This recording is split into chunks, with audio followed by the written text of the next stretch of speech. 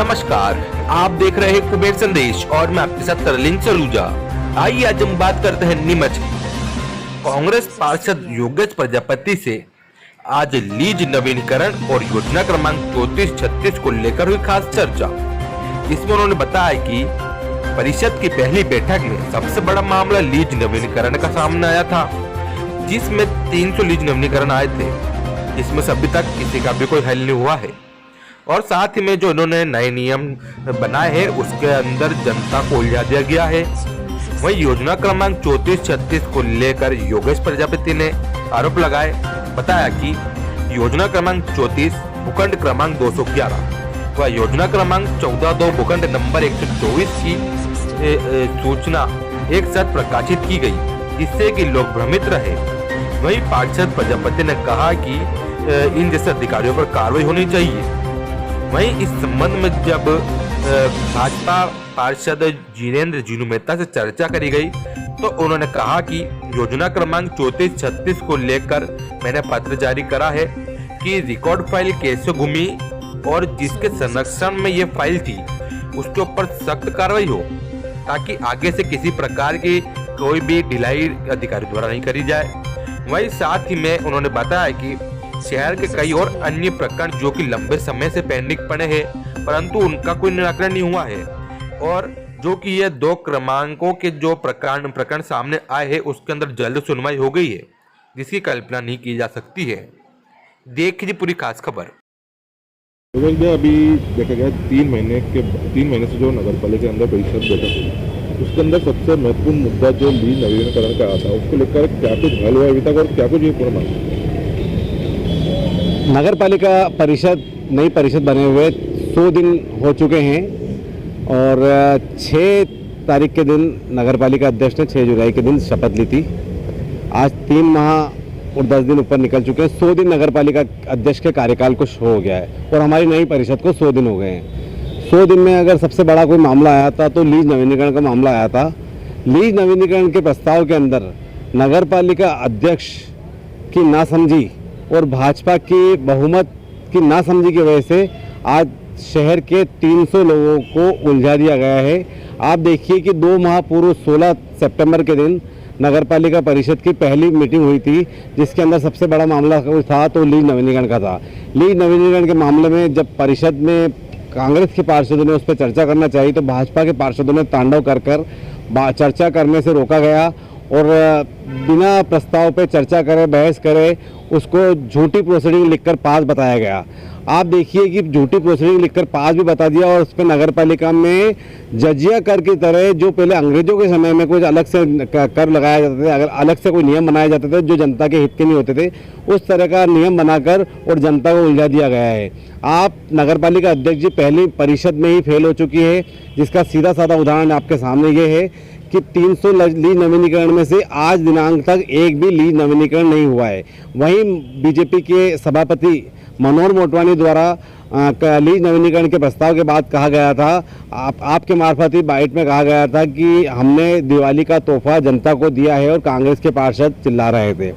आज मैं आपके मार्फत उनसे पूछना चाहता हूं कि वो मूर्ख किसको बना रहे हैं, जनता को या अपने पार्षदों को या अपनी नगरपालिका अध्यक्ष को जो उन पर विश्वास करती है। आप देखिए कि आज दिनांक तक दिवाली का तोहफा देने वालों के कहानी ये है कि एक भी लीज नवीनीकरण नहीं हुआ है, और उन्होंने जो नया नियम बनाया था उसके अंदर उन्होंने लिख दिया था कि आपको शपथ पत्र देना है, आपको कंपाउंडिंग करवाना है, इस तब जाके आपका लीज नवीनीकरण होगा, आपको एमओएस आपका है तो उसको तोड़ने का लिख के देना पड़ेगा।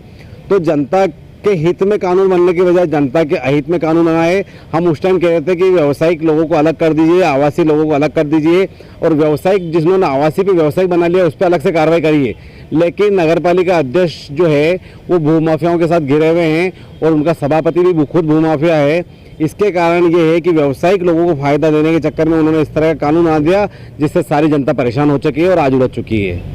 योगेश जी, अभी एक और जो आज मामला सामने आया था, आपने समाचार प्रकाशित करा है 34 और 36 को लेकर, वो क्या कुछ पूरा मामला है? आप देखिए कि 20 साल पूर्व 34-36 का घोटाला जो हुआ था उसमें नगर पालिका के अंदर जो घोटाला हुआ था उसमें आज दिनांक तक 34-36 पर जानकारी चल रही है, जांच चल रही है। शासन ने सारे प्लाटों को अवैध घोषित कर दिया था। माननीय पूर्व कलेक्टर जिलाधीश महोदय जो थे अपने यहाँ के जितेंद्र राजे जी और अजय गंगवार जी, और उसके बाद में भी राजू रंजन जी भी, तीनों ने 34-36 के अवैध भूखंडों को करार दिया था। और वहाँ पर जो भी कुछ भूमाफियाओं के द्वारा जो है निर्माण किया जा रहा था उनको खुद कलेक्टर महोदय ने जाके तोड़ा था। नगर पालिका के पूर्व सीएमओ जो अभी सीपी राय था, उससे पहले कुरैशी थे, उन्होंने वहाँ पर जाकर बोर्ड गाड़े थे और नगर पालिका की संपत्ति बताया था। लेकिन जैसे ही संतोष चोपड़ा जी के परिवार से स्वाति चोपड़ा जी नगर पालिका अध्यक्ष बनी और भूमाफियाओं को शहर में बल्ले बल्ले हो गई, और आज देखिए कि वो बोर्डों को हटा दिया गया है और वो ज़मीनों पर वापस से निर्माण कार्य चालू कर दिया गया है। इसके साथ ही एक विज्ञप्ति नगर पालिका अध्यक्ष और सीएमओ के मार्फत कुछ दिनों पूर्व दी गई थी, जिसमें 34 नंबर के भूखंड क्रमांक 211 और 14/2/124 दोनों की नस्तियाँ नगर पालिका में अनुपलब्ध बताकर और वहाँ पर उनको नई नस्तियाँ मंगवाने के लिए विज्ञप्ति निकालकर और स्वयं नई नस्तियाँ मंगवाकर और उसकी फाइल चलाई गई है और उनको वैध करा जा रहा है। और जबकि आप बताइए कि 250 भूखंड जो थे वो वैध भूखंड थे, वैध भूखंड सबको मिल चुके थे, बाकी जितने भी भूखंड थे वो अवैध थे और जिसकी फाइलों में लिखा हुआ है और जिसकी नस्तियाँ गुम गई थी वो अनुपलब्ध थी। और नस्तियाँ गुमी नहीं थी, नगर पालिका के तत्कालिक अधिकारियों ने नस्तियों को जला दिया था, गायब कर दिया था, जिसकी रिपोर्ट भी पूर्व में डाली गई थी नगर पालिका के खिलाफ पुलिस प्रशासन ने। उस पर आज तक कार्रवाई नहीं करेगी। अब ये पीछे के रास्ते से अवैध भूखंडों को वैध करने की साजिश रची जा रही है और ये सारा खेल जो है भूमाफियाओं के इशारे पर हो रहा है। संतोष जी चोपड़ा को जो जनता ने बनाया है, जनता ने तो नहीं बनाया है, जो उनके पार्षदों ने बनाया है, खरीद फरोख्त से वो अध्यक्ष बने हैं, लेकिन उनको थोड़ा शहर हित में भी सोचना चाहिए कि जो सरकारी ज़मीन है और जो भी अवैध काम है, शासन जिसको अवैध करार देता है उस हित में कार्य नहीं करे और शहर हित में कार्य करते हुए अवैध भूखंडों के अंदर नहीं लिप्त होते हुए शहर हित के लिए उनको बनाया है। उनको ध्यान रखना चाहिए कि किस तरह से अवैध भूखंडों को वैध कर रहे हैं, ये सरासर गलत बात है, ये शासन का नुकसान है। वो सीएम शिवराज सिंह चौहान एक तरफ तो कहते हैं कि एमओएस के उल्लंघन और अवैध भूखंड जितने भी भूमाफियाओं ने कब्जा करके उनको छुड़वाइए।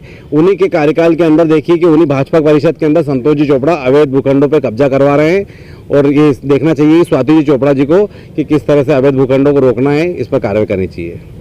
योगेश जी, अभी देखा गया आज जो समाचार प्रकाशित है उसके अंदर जो भाजपा की जिनेन्द्र जी मेहता उन्होंने भी इस चीज़ के लिए रिपोर्ट मांगी है, तो क्या माना सकता है कि ये आखिरी में पार्षदों में क्या? मैं जिनेन्द्र मेहता जी को भी बधाई दूंगा, किरण शर्मा जो भाजपा की पार्षद महिला है उनको भी बधाई दूंगा, वीरेंद्र पाटीदार ने भी जो है लीज नवीनीकरण का मामला उठाया तो उन्हें भी बधाई दूंगा कि ये लोग जो है वास्तविकता में शहर हित में सच्चाई को बोल रहे हैं और सच्चाई को बोल रहे हैं, ये अच्छी बात है। और साफ साफ दिखता है कि भाजपा के अंदर कहीं ना कहीं भूमाफियाओं की परिषद बन गई है और जिनका भी जमीर जाग रहा है वो भाजपा परिषद नगरपालिका अध्यक्ष के खिलाफ बयान दे रहे हैं। इससे साफ लगता है कि नगरपालिका भूमाफियाओं के कब्जे में चल रही है। आज जो 34-36 के संबंध में आपने समाचार के अंदर बताया कि पत्र जारी करा, क्या कुछ पूरा मामला था, किस संबंध में आपने पत्र जारी करा? देखिए, कभी कुछ समय पूर्व नगर पालिका द्वारा 2 समाचार पत्रों के माध्यम से नस्ती संधारण हेतु विज्ञप्ति प्रकाशित की गई थी। उसमें नस्ती संधारण में ये होता है कि जिन भूखंडों की फाइल नहीं है, मतलब नगर पालिका रिकॉर्ड में नहीं है, उनका नस्ती संधारण किया जाना चाहिए। इस हेतु उनके पास आवेदन आया होगा, उसके ऊपर उन्होंने कार्रवाई प्रारंभ की और कार्रवाई भी इतनी अतिशीघ्र हुई, मतलब लोग कई मामलों में लंबित पड़े, कई मामले उन पर कार्रवाई नहीं होती और इन दो भूखंडों के संबंध में इतनी कार्रवाई इतनी तेजी से हुई है, आप कल्पना नहीं कर सकते हैं। 2016 में एक मध्य प्रदेश शासन ने नस्ती संधारण हेतु एक निर्देश जारी किया था, लेकिन वो नस्ती संधारण का जो मूल उद्देश्य ये था, कोई भी शासकीय भूमि हो या गांव ठाव की ज़मीन हो या और कई इस प्रकार की भूमि हो जिसका कोई रिकॉर्ड अस्तित्व में नहीं है, उनका नस्ती संधारण किया जाना था। लेकिन चूंकि मामला 34-36 से संबंधित है नीमच के, और ये यहाँ पे पूर्व में विवाद चलता आ रहा है कि ये यहाँ पे वैध और अवैध का एक बहुत बड़ी लड़ाई नीमच में चल रही है। लेकिन इन्होंने कर्मचारियों ने, एक तो सबसे पहला दोष तो इनका ये है कर्मचारियों का कि रिकॉर्ड से फाइल कैसे गुम हुई, तो मैंने यह पत्र लिख के दिया है कि जिनके रिकॉर्ड में, जिनके उसमें ये फाइल संरक्षण में थी, तो उन्होंने गंभीर लापरवाही की है। इस हेतु इनके खिलाफ जो दोषी कर्मचारी उनके खिलाफ प्रकरण दर्ज होना चाहिए, ताकि आगे से ऐसी घटना की पुनरावृत्ति नगर पालिका नीमच में नहीं हो। आपके द्वारा क्या कमिश्नर साहब इनको कार्रवाई की जाएगी? नहीं, मैंने पत्र लिखा है, मैं इस मामले में माननीय कलेक्टर साहब से महोदय से भी बात करूंगा, उनको भी पत्र लिख के दूंगा और मुख्य सचिव नगरीय प्रशासन विभाग को भी पत्र लिख के दूंगा।